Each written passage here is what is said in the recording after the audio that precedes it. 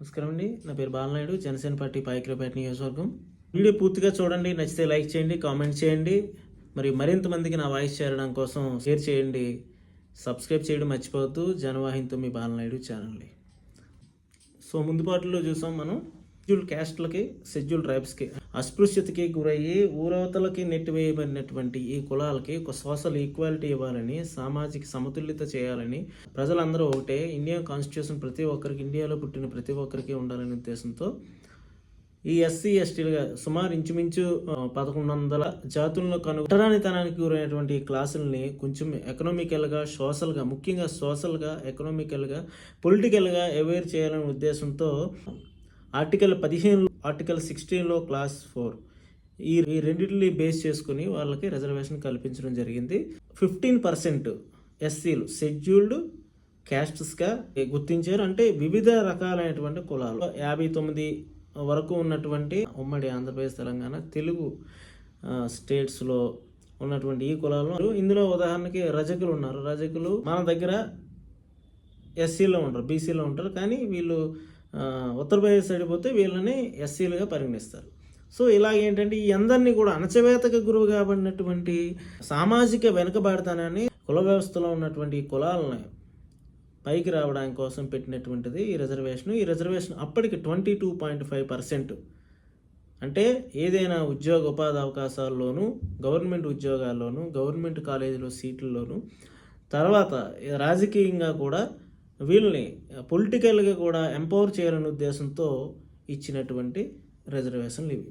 అయితే ఇక్కడి నుంచి కథ మొదలైంది.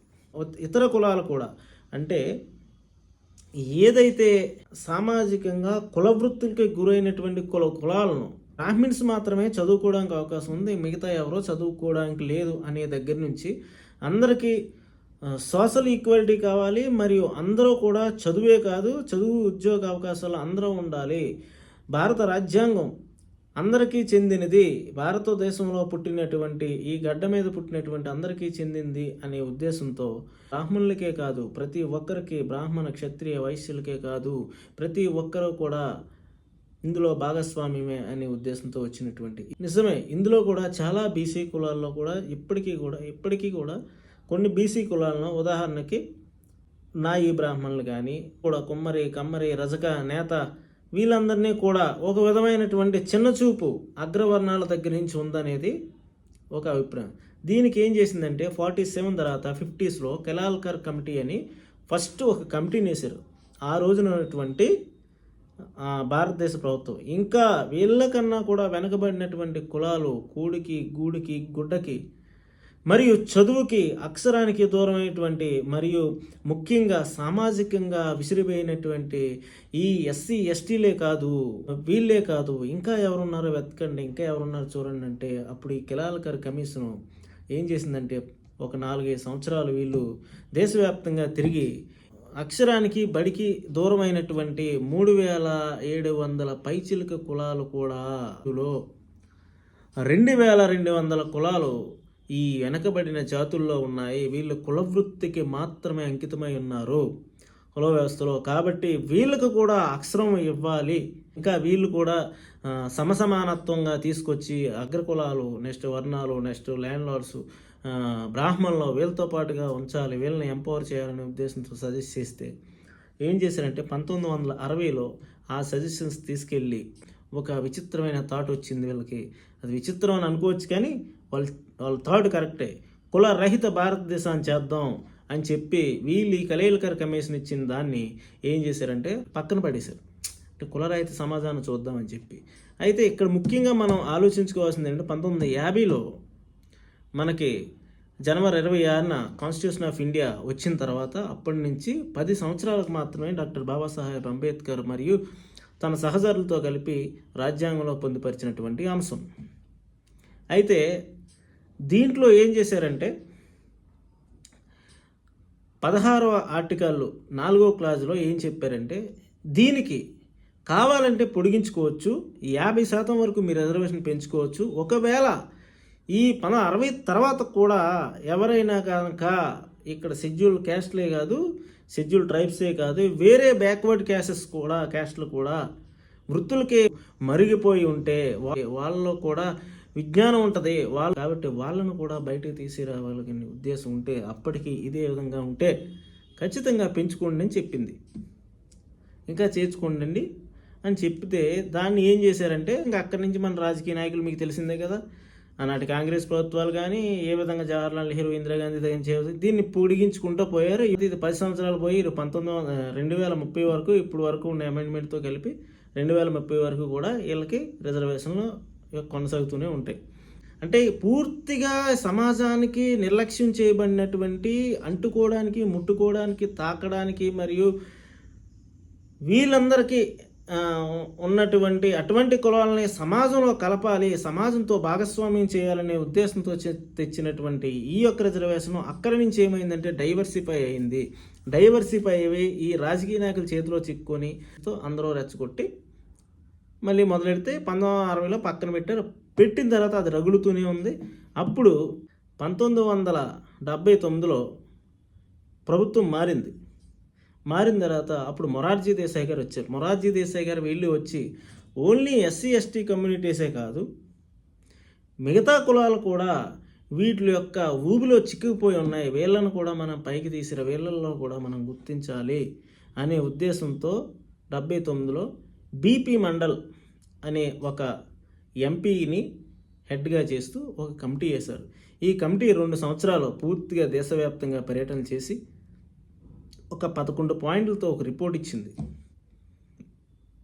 11 పాయింట్లతో రిపోర్ట్ ఇచ్చి సుమారు 2100 కులాల పైచీలకు ఈ ఎస్సీ ఎస్టీలు కాకుండా ఉన్న కులాలు ఈ యొక్క కుల వ్యవస్థలో చిక్కుపడిపోయి ఉన్నారు. వీళ్ళకు కూడా వీళ్ళు ఇంచుమించులో భారతదేశ జనాభాలో 52% ఉన్నారు. ఈ 52% ఉన్న కులాలకు కూడా మనం మిగిలినటువంటి 22.5 అంటే 22.5% ఎస్సీ ఎస్టీ రిజర్వేషన్ తీసిగా 27% రిజర్వేషన్ మనం వాళ్ళకి ఇచ్చి తీరాలి.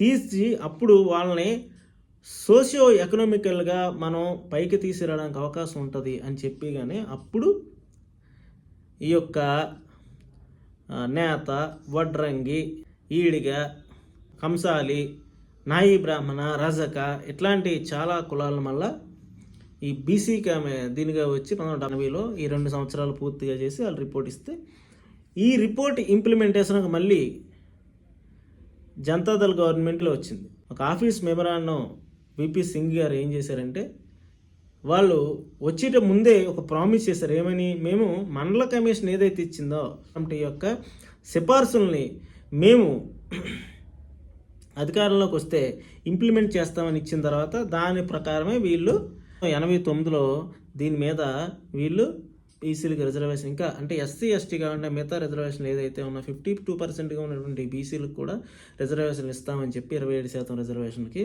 వాళ్ళు ఆఫీస్ మెమరాండం గెయిట్ ఇచ్చేస్తే అక్కడ రగిలిందండి మళ్ళీ రచ్చ. తెలుసు కదా కాంగ్రెస్ ఈ కొన్ని పార్టీల కుహానా రాజకీయాలు. ఇంకా దీని మీద ఇటు ఎస్సీలు ఎస్టీలు వీళ్ళు ఇటు అగ్రవర్ణంలో ఉన్నటువంటి చాలామంది ముఖ్యంగా ఉత్తర భారతదేశంలో ఉన్నటువంటి యూనివర్సిటీలు కానీ నెక్స్ట్ ఈ యొక్క ప్రభుత్వ కార్యాలయం ఇవన్నీ రగిలిపోయి ఎంతోమంది మన్నాలకి ఎంతోమంది త్యాగాలకి ఇది గురైన తర్వాత జనతాదళ్ దిగిపోవాల్సి వచ్చింది. దిగిపోయిన తర్వాత మళ్ళీ ఏం చేశారంటే పివి నరసింహరావు గారు కాంగ్రెస్ ప్రభుత్వం మళ్ళీ గద్దెనెక్కింది. యాక్చువల్లీ కులాలతో ఈ రిజర్వేషన్తో చీలిపోయింది భారతదేశం. అగ్రవర్ణాలుగా నెక్స్ట్ బడుగు బలహీన వర్గాలుగా మరియు దళిత వర్గాలుగా చీలిగిపోయి కొట్టుమిట్టాడుతుంటే ఆ టైంలో పివి నరసింహరావుకి ఏం చేశాడంటే ఈయన వీళ్ళకి ఇచ్చే 27%తో పాటుగా ఇంకొక 10% రిజర్వేషన్లో ఎకనామికల్లీ బ్యాక్వర్డ్ క్లాస్ అని చెప్పి చేసి ఎవరైతే అగ్రవర్ణాల్లో ఉన్న పేదలు ఉంటారో వాళ్ళకు కూడా రిజర్వేషన్లు ఇవ్వచ్చు, ఈ ఉద్యోగ ఉపాధి అవకాశాల్లో ఆయన కల్పించవచ్చు అని చెప్పి ఆయన ఒక గెజిట్ నోటు ఆయన ఒక మెమరాండం ఇచ్చాడు. ఒక గెజిట్ ఇచ్చి ఇంకా ఎక్కువ రగిలింది. అప్పుడు ఇందిరా సహాని అని ముఖ్యమైనదే ఒక ఆమె journalist come advocates in supreme court. ఈవిడ ఈ పిల్లల యొక్క ఈ గోళ్ళు ఇవన్నీ చూసి ఏం చేసిందంటే ఈవిడ తెలివిగా కోర్టులో పిటిషన్ వేసింది.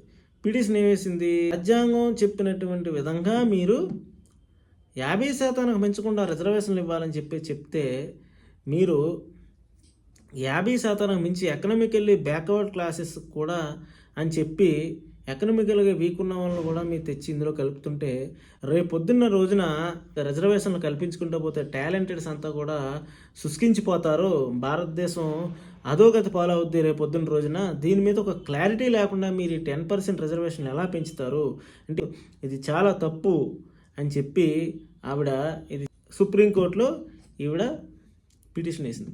1992లో ఏమైనా స్పష్టమైన తీర్పు వచ్చిందంటే ఖచ్చితంగా మండల్ కమిటీ ఏదైతే చెప్పిందో ఆ 24% రిజర్వేషన్ ఖచ్చితంగా ఉండి తీరాలి.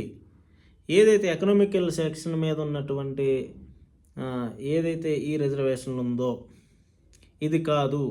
ఇక్కడ రిజర్వేషన్ అనేది కేవలం వీళ్ళకి ఇంప్లిమెంటేషన్ చేసింది అనేది ఓన్లీ వాళ్ళ యొక్క సామాజిక వెనుకబాటుతనానికి నిర్లక్ష్యానికి గురైనటువంటి ఈ వర్గాలను సమసమాజంలో బయటికి తీసుకురావడానికి అని చెప్పి అనడంతో చివరికి బీసీలకి 27% రిజర్వేషన్ 1992లో కల్పించబడింది. అది ప్రభుత్వ విద్యా ఉద్యోగాలతో పాటుగా మరియు రాజకీయ అవకాశాలకు కూడా ఇది ఈ 27% రిజర్వేషన్లు ఉపయోగపడేలాగా వీళ్ళు ఇచ్చారనమాట, తీర్పిస్తే అది ఇంప్లిమెంటేషన్ జరిగింది. అప్పటి నుంచే బాగా గమనించండి, హయ్యర్ లెజిస్లేచర్లో అంటే ఎంపీ ఎమ్మెల్యేలో బీసీ రిజర్వేషన్ లేవు, కానీ కాకపోతే మీకు స్థానిక సంస్థల ఎన్నికల్లో మాత్రం అప్పటి నుంచే బీసీలకి భాగస్వామ్యం కల్పించడం జరిగింది అఫీషియల్గా, అధికారికంగా. అప్పటి వరకు బీసీలు ఉండొచ్చు, బీసీల నుంచి కూడా చాలామంది రిప్రజెంటేషన్ ఉన్నారు, కానీ అప్పటి నుంచి షూర్గా బీసీలకు కూడా ఇన్ని సీట్లు అని చెప్పి బీసీ రిజర్వేషన్ కూడా వీళ్ళు ఇంప్లిమెంట్ చేయడం జరిగింది. సో కాబట్టి ఈ విధంగా ఇంప్లిమెంట్ చేస్తూనే క్రిమిలేయర్ని అప్లై చేయడం చేశారు. అంటే క్రిమిలేయర్ అంటే బీసీల్లో ఉన్నటువంటి బాగా ఆర్థికంగా వెనకబడిన వాళ్ళు ఎవరైతే ఉన్నారో, ఆర్థికంగా వెనకబడి ఉన్న వాళ్ళు అంటే ABCD ఇలా వర్గీకరణ చేశారనమాట. ఆ బీసీల్లో బాగా వెనకబడుతున్నటువంటి వాళ్ళు పర్ క్యాపిటల్ ఇన్కమ్ కానీ ఇవన్నీ కూడా కన్సిడర్ చేసి ఈ బీసీ కులాలకి ఇన్ని అని చెప్పి అందులో క్రిమిలేయర్ని ఇంప్లిమెంట్ చేశారు. ఇంప్లిమెంట్ చేయడం వల్ల ఏమైంది, అక్కడ నుంచి ఎవరైతే ఉన్నారో సమాన అవకాశాలు కాకుండా వాళ్ళకే రావడం జరిగింది.